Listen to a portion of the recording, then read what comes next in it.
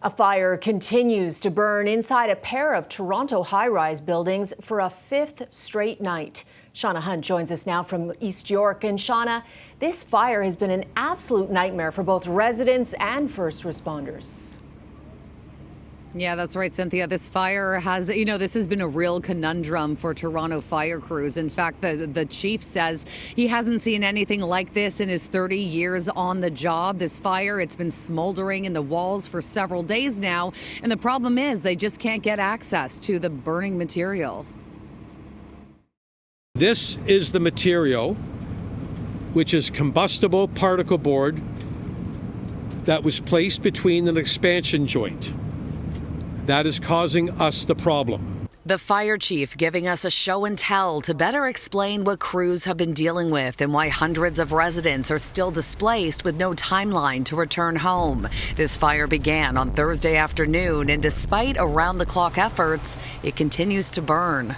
Access to getting to this is next to impossible for our crews, and we have been trying everything. This is a very unique situation. There are no flames. We can't see any smoke, although we are being told it is visible from the roof. So I'll show you where the fire is burning. It's in that wall connecting the low-rise portion of the building to the high-rise tower, and the chief describes it like a smoldering cigar.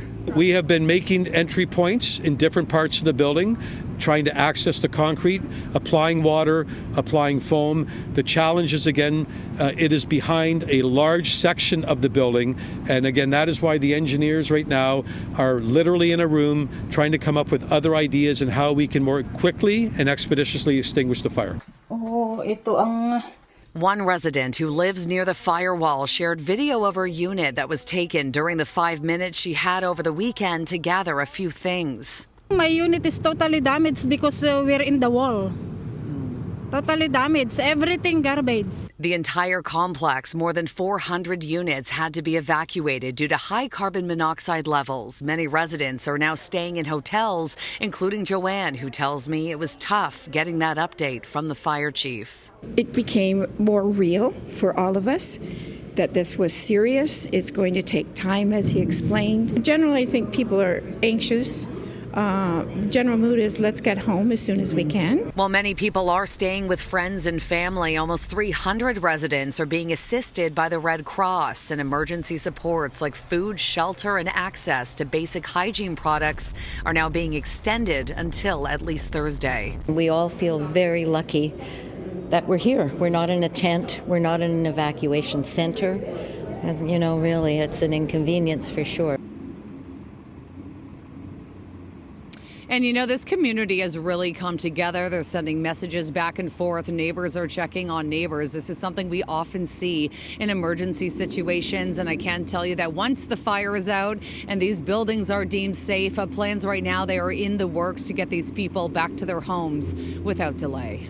You got to feel for them. Now, Shauna, is the particular material that the fire chief flagged today commonly used in construction? Yeah, and Cynthia, that is one question I asked the fire chief today. Is this combustible particle board used in high-rise construction, particularly in the older buildings? And in that moment, he just didn't have an answer, although the chief did say if they had access to the fire, it would have been out the day it started. But certainly the use and placement of this material will be part of the investigation. Shauna Hunt, thank you.